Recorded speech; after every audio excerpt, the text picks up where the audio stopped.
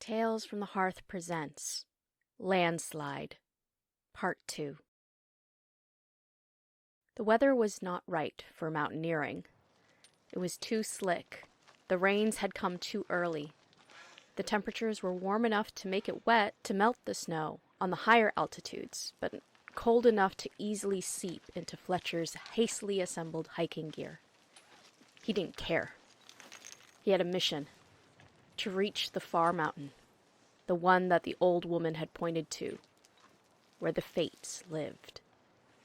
His rage kept him warm, or so he told himself, even as he shivered and the tips of his fingers and toes grew horribly pale and bloodless. But he was not about to give up so easily. The Fates had to answer for their negligence. Thankfully, he came from a people who were better suited to exposure to the elements. He managed to keep himself full with scrawny mountain hair and melted snow. On the 7th day of his trek, he reached the sheer face of the mountain of the Fates. What would he find there? He wondered as he scrabbled upon the rock. Would he find a trio of old women, like some tales said, or perhaps a gathering of spiders, their webs kept only for themselves instead of the poor village below? His wonderings continued until his arms ached and his breath grew shallow in the thin air. He climbed and climbed and climbed through the upper mist that gathered around the mountain peak. He could barely see his hands above him as he pulled himself higher and higher and higher. There. Finally, a ledge just wide enough to stand upon. He hoisted his bow up and away from him and swung himself up onto the ledge. The ledge wound up and away and disappeared counterclockwise around the peak. It was hewn, surely, by something conscious. It was too neat and direct a path, for surely this must be the peak of the mountain of the Fates. It was silent here. Not even a breeze, despite the height. Fletcher picked up his bow and crept along the mountain ledge. As he turned around the bend, the mountain opened up to him. Not as a cave or hewn stone temple. No. There was a grotto. Snow covered the top, but there was a natural pool in the center, surrounded by pines and other stranger trees he did not recognize, as if they were in the middle of an evergreen spring and not the peak of a mountain. Fletcher wondered at the strange sight before him and nearly forgot his task until 3 huge figures emerged from behind one of the trees that lined the pool. Fletcher raised his bow instinctively, but hesitated. There were 3 herons moving gracefully and slowly through the pool towards him. The sight alone wasn't enough to stay his hand. No, but the voices in his head were. What brings you here? I come from the village in the valley, the one protected by you. Well, supposedly protected.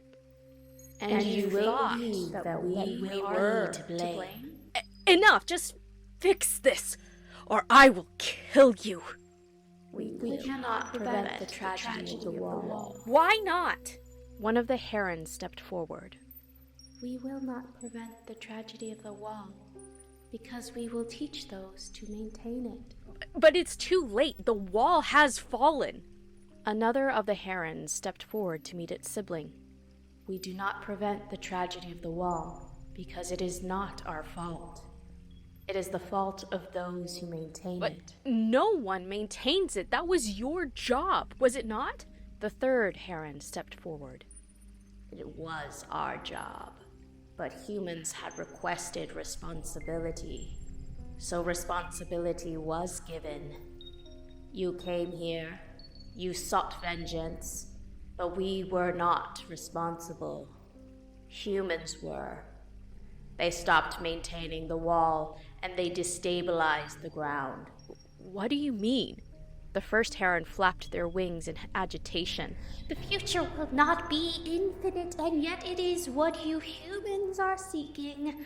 An infinite future for your own greed. But there will be more disasters, and the future will be lost. Lost? The third heron bowed their head. Those who had given you employ, young archer. Find them, and there you will find justice. Fletcher had heard the rumors of earthquakes following Hex stations. But he had thought them simply stories, propaganda, and fear-mongering. Hex was the savior of these small, forgotten communities.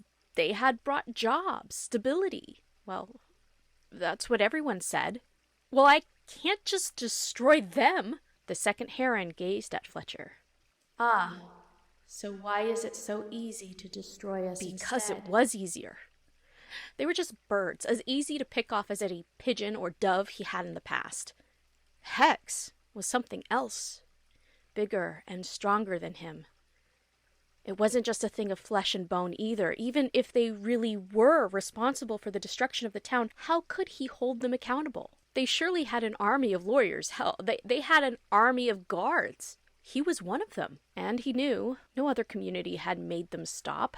How else would they continue fracking if anyone had truly proven the dangers of their work? But Fletcher didn't tell the Fates any of that.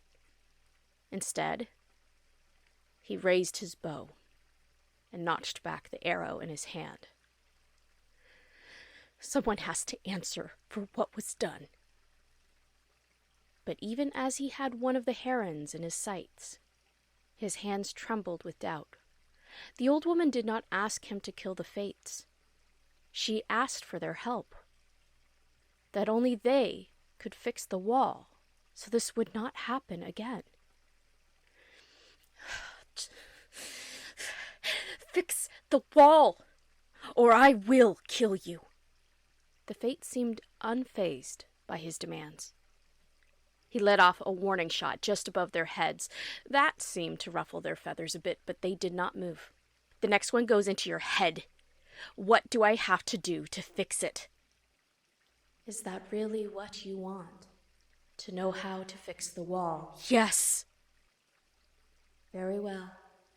Come then to the river of time and gaze into its waters. Fletcher lowered his bow, but did not disarm it.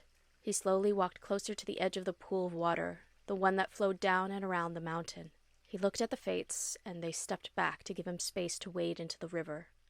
The ripples slowed and stilled as he did. He looked down at his reflection, and then his reflection disappeared. He saw the wall being constructed, woven by the Fates, with reeds from the river in their beaks. The people from long ago, learning the long and arduous process of weaving to protect themselves from other humans, from predators, and the elements. He saw when the effects of keeping people out affected the progress of the village, and as those people began to leave, or began to allow more people in, the wall did not hold its primary purpose any further. It fell into disrepair. The world moved on. And when the energy company came, it was merely a curious quirk of the community rather than a deterrent. Because of the humans and their own choices, Fletcher saw the landslide again, the terror, the death. But then he saw the split. 2 stories. The first, the Fates die, either by his own hand or another's. He wasn't the only one who knew the myth of the Fates. People leave the area. The village grows empty and dark. The few houses standing housing only employees of the company. And when the mountainside was sucked dry, when the earthquakes and landslides threatened even Hex's investment, the land stripped of everything, did it finally rest in peace. Decades go by. Hundreds of years, thousands. Slowly, the earth recovers, adapts, changed forever, with no one to enjoy the beauty of the valley. Too dangerous for the remaining humans on Earth to use, after all. Too fragile, prone to landslides for the rest of time. Perhaps it wasn't too bad, but the land would recover in its own way. But then, there was a second story. A branch. A narrow way through. If he was brave enough to take it, to accept the consequences.